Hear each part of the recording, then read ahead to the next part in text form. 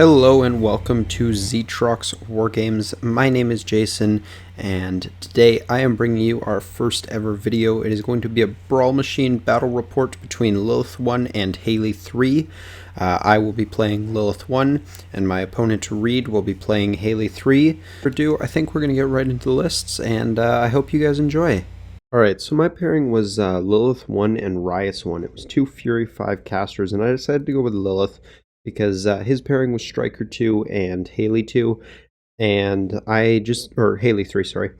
I just felt like Riot didn't really want to play into either of those. Striker out-threats Riot, and Riot really doesn't like that, and Haley is just a little bit too difficult to assassinate, I find, most of the time, and also out-threats her, so I felt like Lylyth was the smarter play here. I needed something that could hang back a little bit. And on top of that, the way my Lylyth list was designed, I just felt played better into both of Reed's lists. So overall, I decided to go with her. I mainly chose to build this list with Lylyth because I wanted to use Grotesques, and I find Lylyth and Grotesques works pretty well together. Grotesque's biggest issue is that they're relatively low POW and they don't hit very accurately, and Lylyth kind of fixes both of those with Parasite and her feet, kind of just topping them up. So as I said, this was designed as a Grotesque list. I brought a min unit of Banshees, and I love the multiple mini sprays all at POW 12, which is somewhat respectable POW for a gunline. The biggest issue with these things is that because you can't like charge or anything, POW 12 is all it gets. That's actually really why I like her, or Lylyth, with Grotesque Banshees, is because she's one of the only arm debuffs in the faction, so being able to make them effective POW 15s into something like a Warjack, that's actually quite good. So I really like bringing these guys. And then additionally, because I knew I was going into Haley 3, if I did hit any of the Haleys with these screeches, they can't cast spells, which is pretty useful. For my battle group, I brought an Angelius, a Carnivean, and a Mekanoshredder. The Angelius I've always really enjoyed bringing. I just find the armor piercing, especially combined with something like Parasite, does massive amount of work. I've been using Angelius for a long time now, and I just really enjoy this model. I think it's a super fun piece to play with. Having flight speed 7 and sidestep just means this thing can get pretty much wherever it wants to go, and it's a fun model to play with. I brought Carnivean as kind of my standard beat stick if I need it. He's got really good melee. His spray is going to be fantastic for anti-infantry. Part of the idea with this list was just to have a bunch of sprays, and he definitely fits the idea of that pretty well. So his spray will clear out infantry. His spray will do a number on jacks and pretty much anything, really. It's just a fantastic gun all around. His melee has always been good and never going to really have any issues there.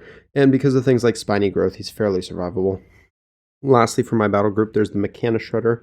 I don't think I really need to explain why I brought this thing. Plus 2 inch of movement and Pathfinder on charges.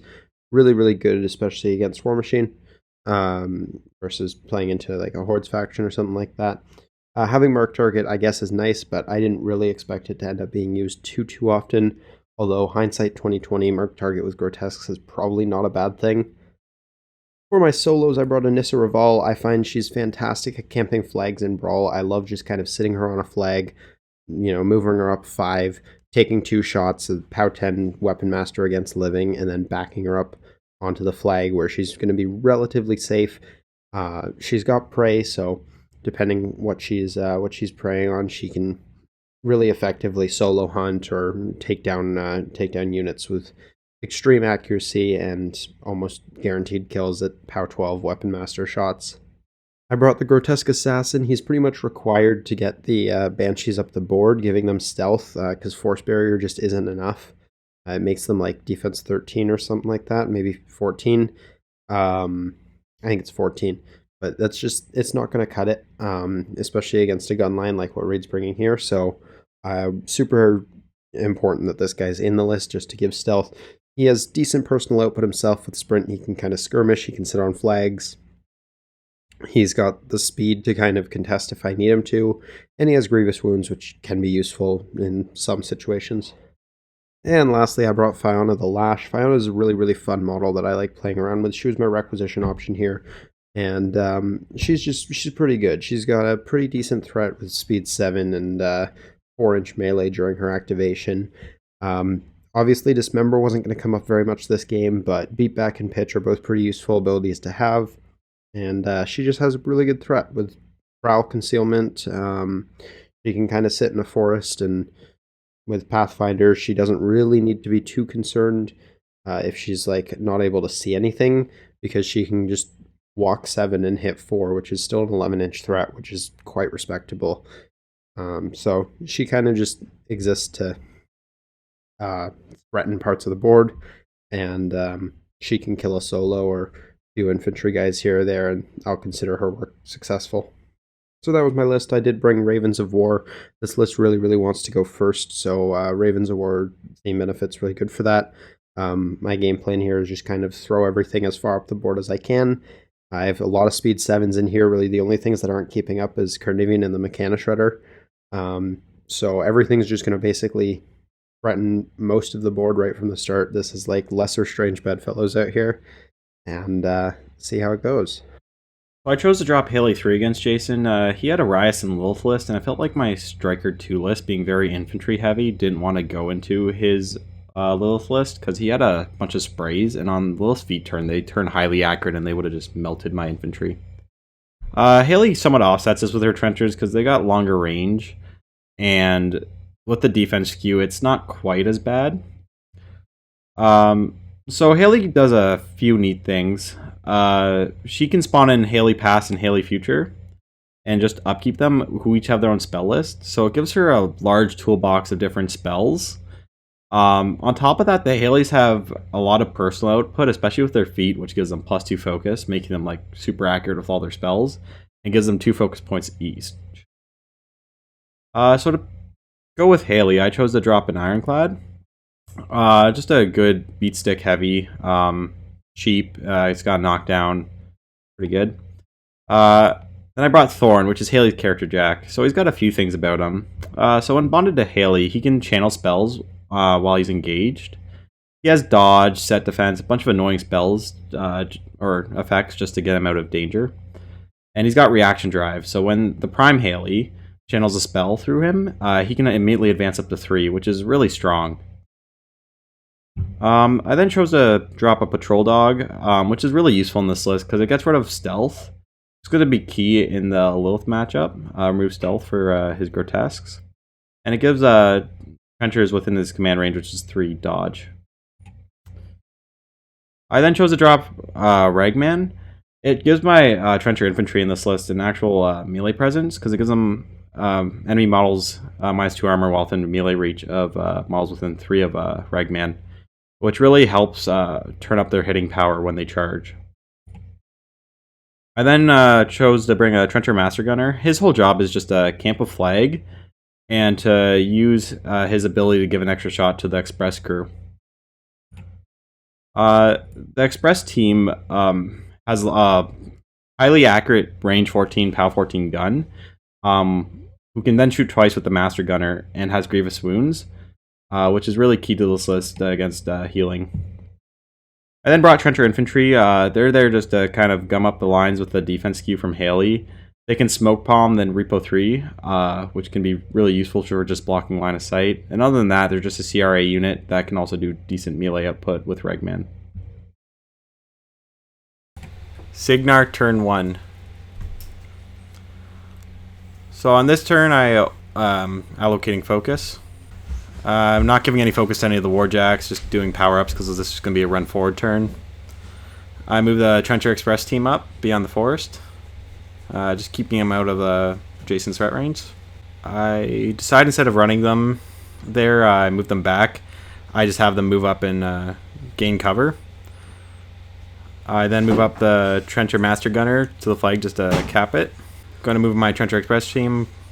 I believe I just run them here to get them in good spots to threaten Jason's positions, since the cover is not going to matter against his sprays over there.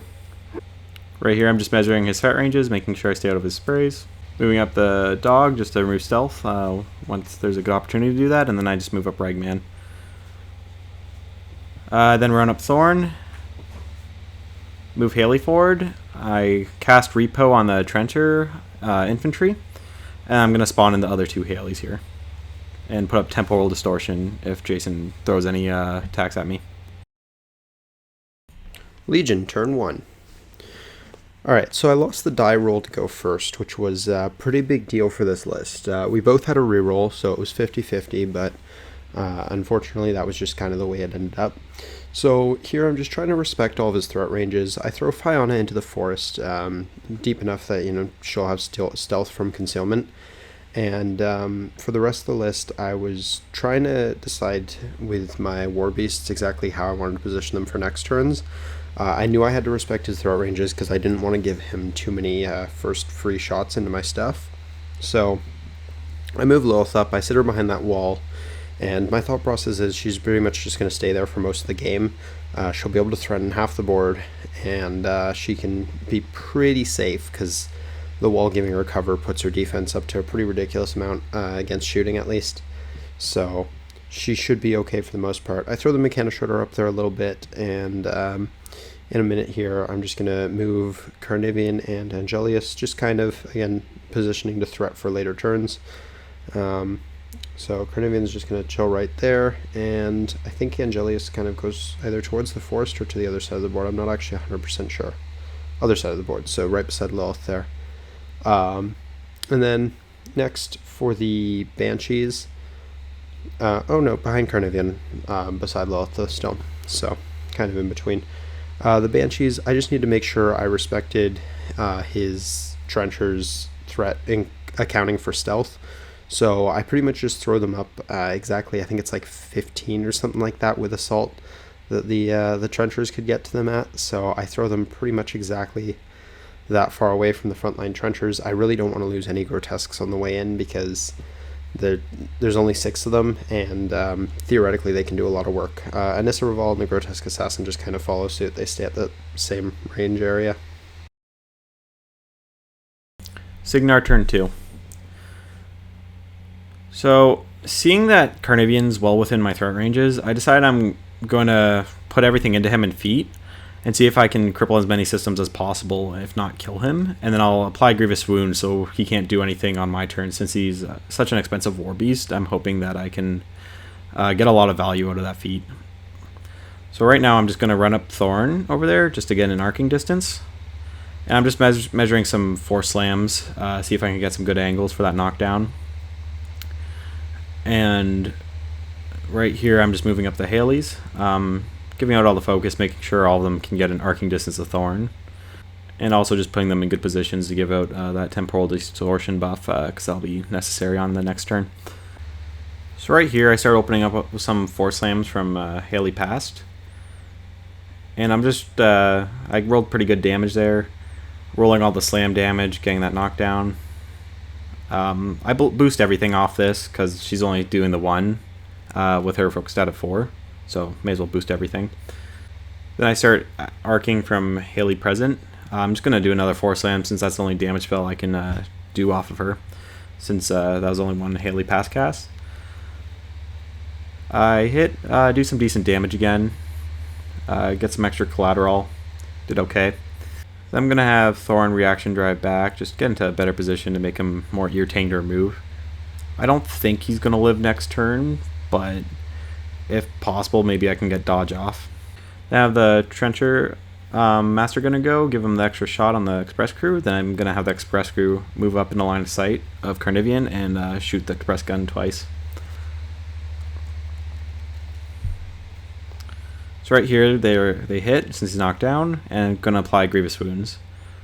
I don't roll super hot on that first shot, but I got some decent chip in, and then the second shot does okay too.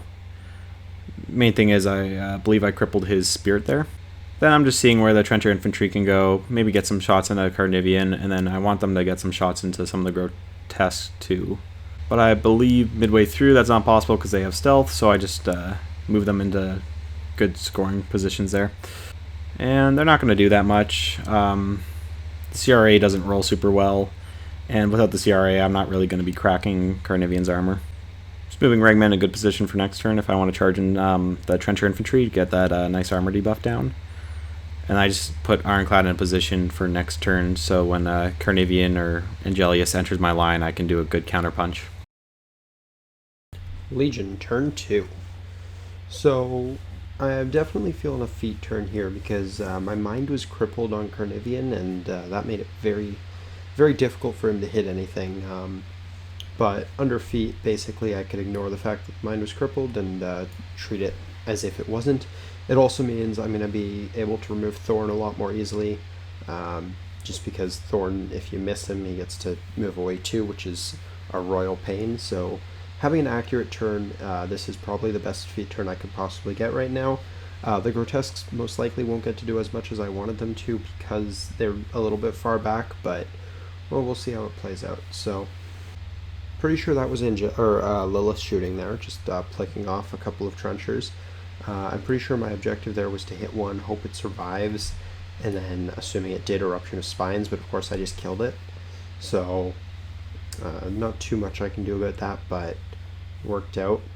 Still removing models. So Lylyth obviously has used her feat. I think she's taking another shot into one of the other trenchers, and I want to say she just missed that actually, which was unfortunate, but it happens. So now I'm deciding what I want to make activate next, and it looks like I'm having... Oh.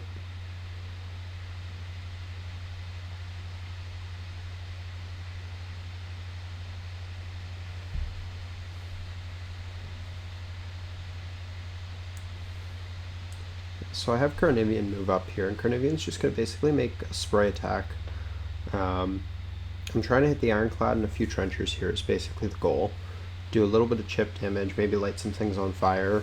Carnivean's almost dead at this point, so I'm kind of okay with giving him up just to get some chip damage and remove some models, which is pretty much what he does here. So I don't remember exactly how well this goes here, but I think that was the damage to the Ironclad. I don't remember it doing too much.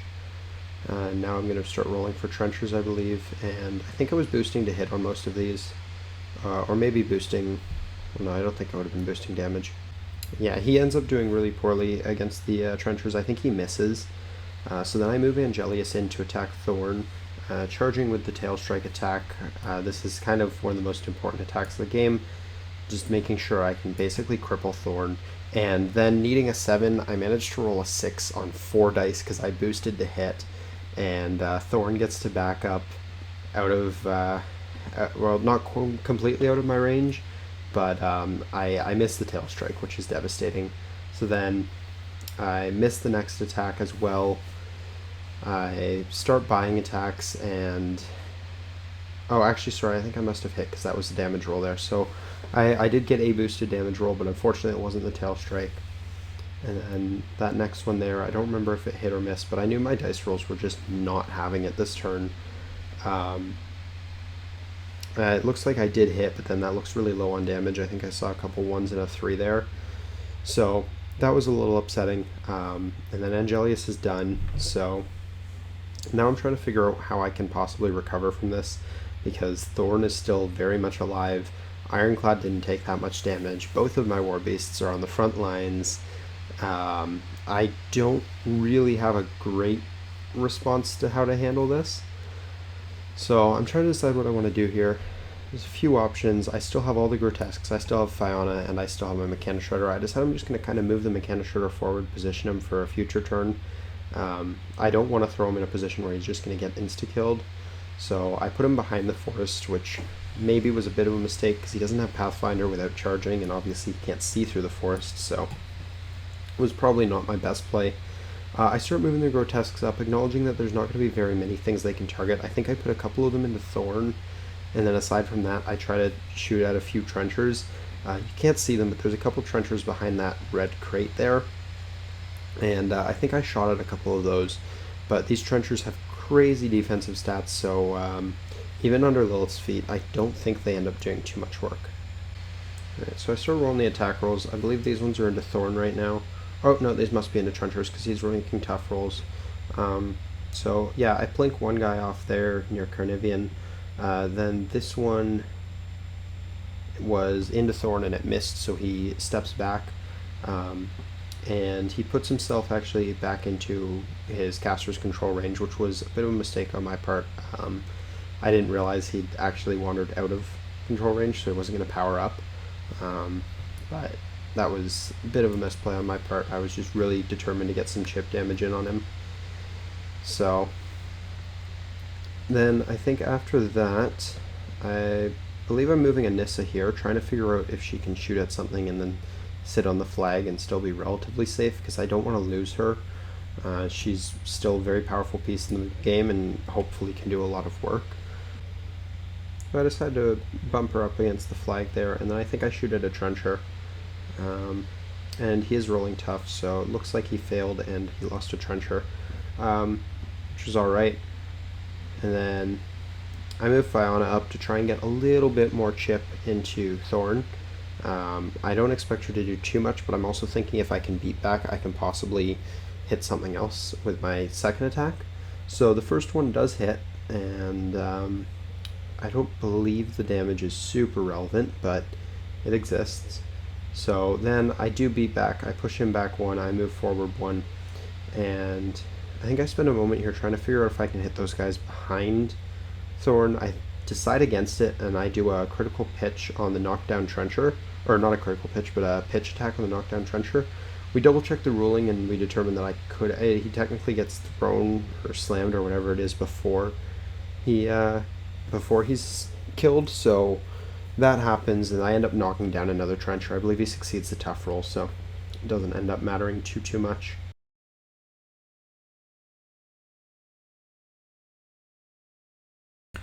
Cygnar turn 3. So thanks to some luck on my part, I still have Thorn alive, which is more than I expected. And because of the crippled aspects, Carnivean doesn't manage to do that much, which is also good.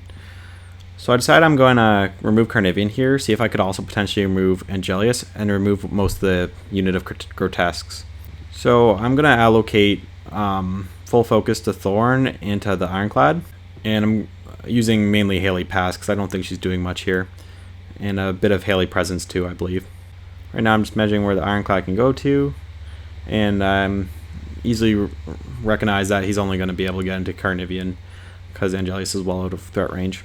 So right here I'm just moving up Haley to keep my Haleys in command range, so they can all do what they want, which is going to put her in some threat, but I'm going to camp a focus, and it should be enough in the back with Temporal Distortion up. So right here I have Haley Future start attacking Jason solo on the flag there, since she's got True Sight, and I roll pretty well, remove him, and start shooting at the unit too, since she has some extra shots. Can then have Thorn move up and just try to kill off this solo right beside him, which I roll poorly on, and she dodges, unfortunately, but that's the way it goes sometimes. Right now I'm just figuring out order of operations, and I believe I go with the trenchers here. I believe I changed my mind here, and I just decided to get the trenchers express crew going, and I just have them aim, remove the solo, and I believe they shoot into Carnivean there. I then have the trencher start going. I move up the dog ahead of time to get the noisy to remove their stealth. I start taking some shots at them just to remove them from the zone and get less sprays on the field, and just make some room for the Ironclads to get a charge lane onto Carnivean. Then take some shots at them. Start rolling my shots. They don't do much into Carnivean, but I remove one or two Grotesque, which is better than expected. It's not bad, especially with their force barrier. It makes it a lot harder to hit. Then I just have Ragman move up. I think I have him do his Death Rattle attack now, because there's no purpose of having the armor debuff. He actually manages to land it and get a kill, I believe, but since they don't have any melee to really speak of, I don't get to do his move and melee attack. Right now I'm just measuring out the Ironclad's go. It's just going to move up, attack Carnivean. Since Carnivean's injured, it pretty trivially removes him. Also roll pretty well here, get good damage, and I just one-shots him. Legion turn 3. Alright, so losing the Carnivean was expected, and I basically reached the point where I've decided that I need to kill both of his jacks this game with Angelius, Now, Ironclad is a little bit damaged already. I have tons of tools at my disposal. Losing Anyssa on the top side of the board there does hurt a lot, so here I was deciding I'm going to put the Grotesque Assassin on the flag, but first he's going to kill a Trencher. And you're going to see we nudge him a little bit in a second here because we realize that the dog has annoyance, so I wanted to stay out of that. You can't see it, but it's behind the red box there. So I make my attack into the Trencher, hit the Trencher, kill the Trencher, grievous wounds, so he can't tough, and then I just sprint away back onto the flag, basically just so I don't completely give up scenario here. And then I have to start figuring out what I want to do with Angelius. So I think Lylyth activates first. She's going to pop a shot into the Ironclad here.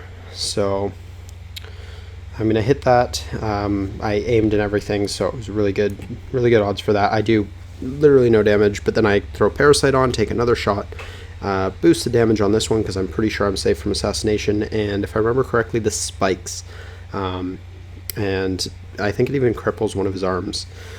So that was pretty huge. I wanted to get as much chip on him as possible. Next, because he's got Parasite, I decided to have a couple of the Grotesques do some work on him. I think there's only 3 left at this point. 1 goes into Thorn, 2 into the Ironclad. So we spent some time there figuring out if sprays could be aimed, which we believe they can. So the one in the Ironclad was aiming, into the Thorn was aiming. And then we start rolling away any second here. So this one's into the Ironclad, and I believe it does some damage. Nothing crazy coming from these guys, but every little bit's going to help Angelius here. And then I believe here, or maybe that was the one into Thorn, I'm not entirely sure. But I think at this point I'm trying to decide what I'm going to do with the Mekanoshredder, actually. So I end up realizing the Mekanoshredder can't really do anything from where he was because he can't see anything, so I just kind of position him for next turn to hopefully be able to finish off anything that's still alive. Then I move Angelius in. Now I do kind of misplay this. Technically Angelius charged the Ironclad there, which means he shouldn't be able to be facing the way he is. Now I charge with my bite, and then I'm going to I could use the sidestep to position the way he's facing in there, so technically illegal moves averted.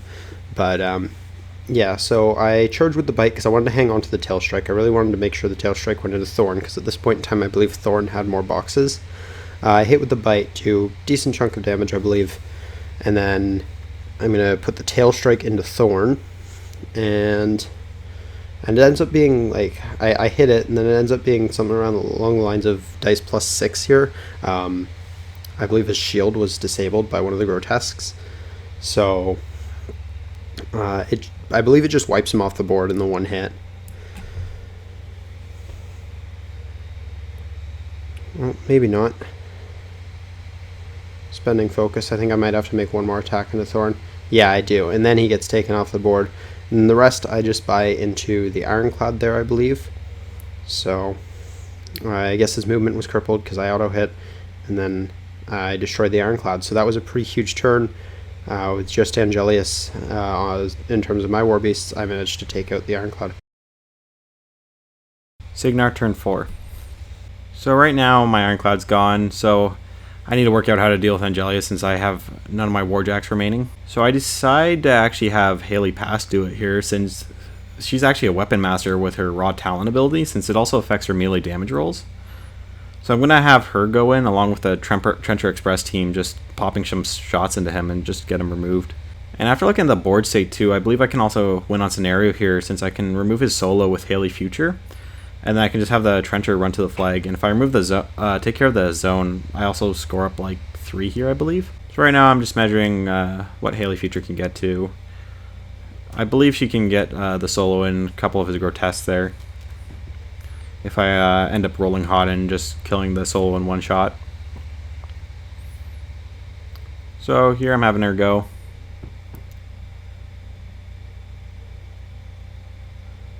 She misses the first one, hits the second, boosts it, and just rips him off the table.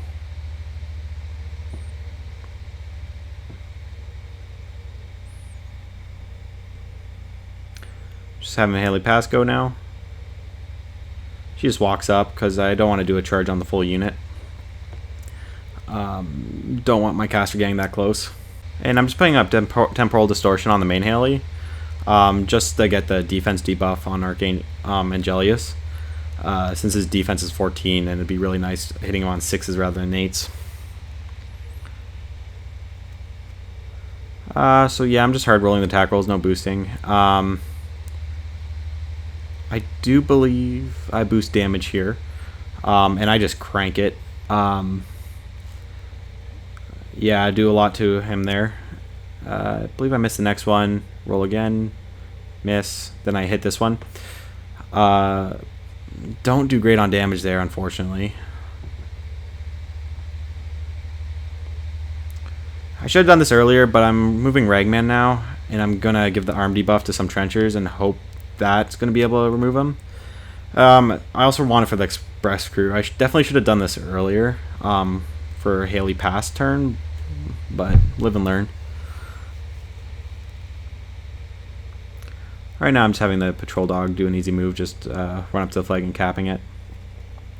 Gonna have the trenchers go, get the Dark Shroud bonus from Ragman and apply that, and just do some melee attacks. Then I'm gonna have the other ones just move up and shoot, since I'm not doing a charge order.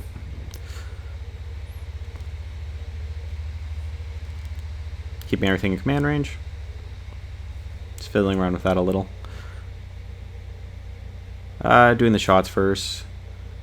I don't believe I hit any here. Oh no, never mind. I do end up hitting one. And I remove one there, which is pretty good. And I'm rolling the attacks onto Angelius now. Got some pretty good damage. Then I'm just going to have the Trencher crew, aim, shoot, get the extra shot from Master Gunner. And I pretty much hit everything with boosted shots, even in melee bonus. Not going to matter. I get the slam to get him out of melee for the next shot, which is a big deal. Hit him again, and I'm just going to kill him. Or sorry, I killed him in the first shot. So I'm just going to make another shot against, I think his solo? Oh, I'm taking a shot against his Mekanoshredder here. Yeah, I can't do that because his solo is stealth. So I just slam him back. Do really good damage, actually. I cripple both his systems and Grievous him, so he's not healing it. So that's a lot more than I expected. Legion, turn 4. Alright, so at this point, I'm thinking Assassination's probably my only way out. He's way up on scenario, and he's going to score up and win on my turn. So I kind of just need to try as hard as I can to kill Haley. It's very unlikely, and probably not going to work out, but there's not much better that I see that I can do here.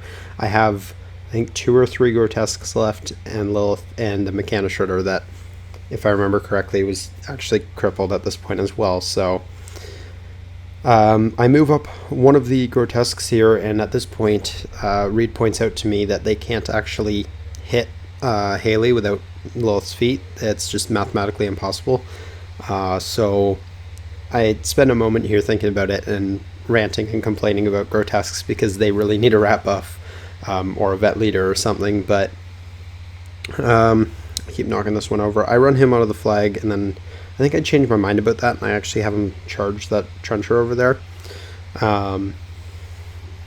And I roll him into the trencher. I have one of them spray at another trencher, I think. I'm pretty sure everything either toughs or misses here. Oh no, it looks like I did remove a model. And then I'm trying to figure out what I'm going to do with the Mekanoshredder. He can't do pretty much anything, so I just say, screw it, we're going to do what Lylyth's got to do. She's going to take her first boosted shot into Haley. I was debating between Parasite or boosting. I decided boosting everything was probably better. I was looking for high dice anyways, so Parasite wasn't going to be what I needed to rely on there. And I think I'm just double checking some numbers here. I roll the dice and I miss the first attack, and that pretty much decides the game, but for fun I tried to roll out the second one, missed that anyways, and that's where this game ends. Alright guys, I hope you enjoyed that battle report. Lylyth 1 versus Haley 3. It was quite a good one. I really do enjoy that caster matchup, and I think it was a fun game overall. So yeah, I hope you guys enjoyed watching it. We had a good time playing it, and hopefully this is the first of many videos coming out to you guys. We put a fair bit of work into this, but I know it's a little bit rough around the edges still, so hopefully with time and a little bit more practice, these videos can be a little bit more professional in quality. Right now we're planning on looking at a bi-weekly upload schedule, so this video should be going live on a Wednesday, and if everything kind of works out, you're going to be able to see a brand new video every other Wednesday for Warmachine. And then we'll see about sprinkling in some other games for different game systems here and there. But primarily I do want to keep this a Warmachine focused channel, which is where I'm going to keep the guaranteed 2 a month for now, and we'll see how it goes from there. But yeah, I hope you guys enjoyed, and I do want to give a quick shout out to Warjack's Games Club. I asked you guys on Discord for a little bit of advice starting out a new channel, and you guys were super helpful, super friendly. I just can't thank you guys enough. That was really helpful, and good encouragement for getting into this, so I appreciate that. And other than that, guys, if you enjoyed the video, please do drop a like and subscribe. It'll mean a lot to me to see numbers going up on this video. It'll tell me that people actually want to see this, and yeah, then hopefully I can keep pushing these videos out. So anyways, guys, I've ranted long enough. Until next time, have a great day. Peace.